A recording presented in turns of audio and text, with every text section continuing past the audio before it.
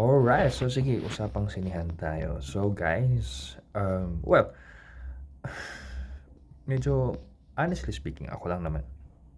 Yung pinakamalapit kasi na sinihan sa amin dito sa Davao, sa akin, kung saan ako nakastay, is sa may SM Ecoland. And alam nyo to, kung pinapanood nyo yung mga movie reviews ko, I've been ranting how many times already regarding yung sinihan ng SM Ecoland. Though recently, medyo nag-improve naman na yung volume. Dati kasi talagang basag yung music, yung sounds, tapos malakas, humihina. May mga certain commercials or mga, hindi siya trailer commercial siya, na talaga sobrang lakas, tapos mahina, tapos pagdating sa movie, ang hina. May times din na wash out yung screen o yung visual sa screen, though recently medyo nag improve naman na, given that that is in their Cinema 1, 2, and 3. Ang so far na panooran ko recently is Cinema 3 and Cinema 1. So medyo, in a sense, medyo improve siya.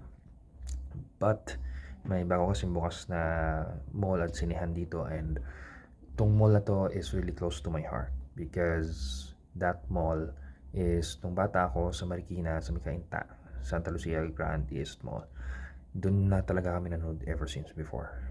Na kalakihan ko yan, na luma pa yung sinihan nila, lumaki, naging bago hanggang sa eventually naging okay. But nung mga tumatanda na, mas sa SM kami nanonood or sa Cubao kasi yun yung mas madaling puntahan. Though mas malapit pa rin yung Santa Lucia, pero pagpunta mo kasi pasikot-sikot, ganito ganyan, tapos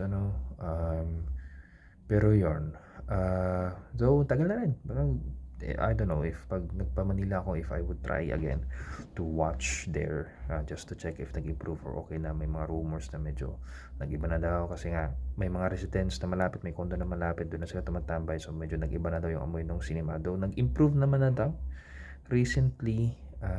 So I don't know, maybe pag napunta ko Manila I try. But one thing is, I hear good feedbacks regarding dito sa Santa Lucia, sa Davao, malapit sa airport. So I'll be trying that tomorrow because I'll be watching Avatar with my nephew and niece. So, matry natin bukas. Bihira lang ang may Dolby Atmos dito ng mga sinihan. And CCC Buhangin is also another cinema o sinihan dito na talagang I get good feedbacks and good comments about. Pero yes, yung mga bad feedbacks is yung IMAX. I really do not enjoy IMAX.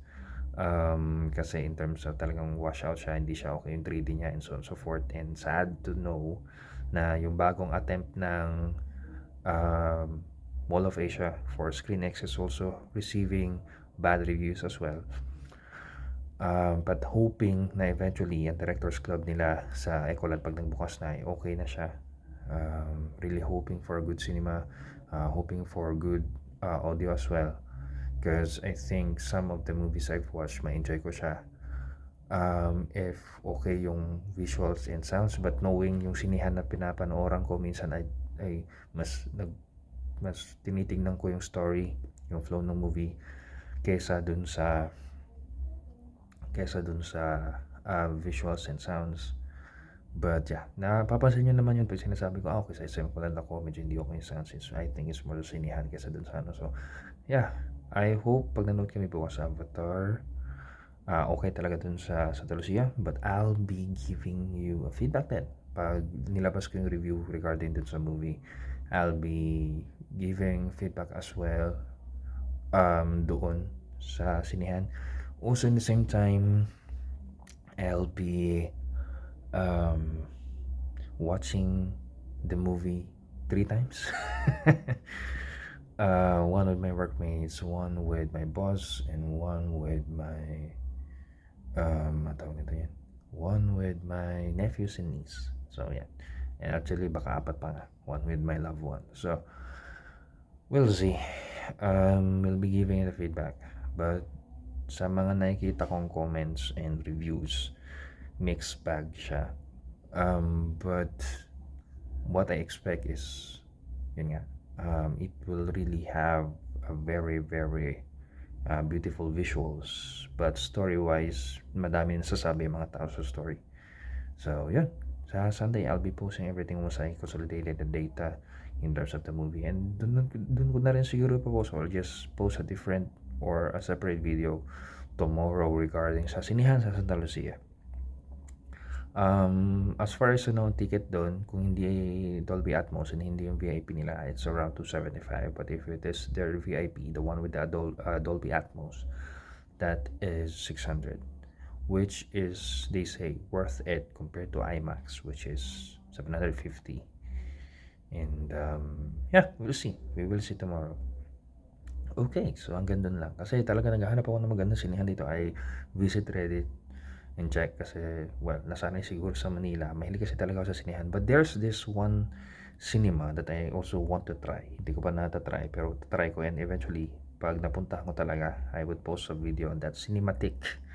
I think it's a retro style cinema and old movies lang yung pinapalabas nila doon. So, we will try that one in the future. Siguro hindi pa muna ngayon, but in the future.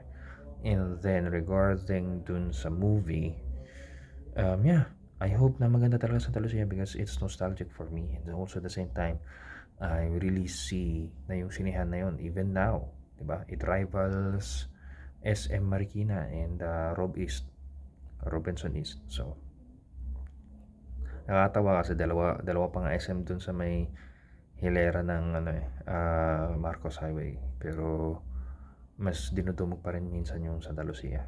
So, we'll see. So, yun lang. Masyado na mahaba yung video.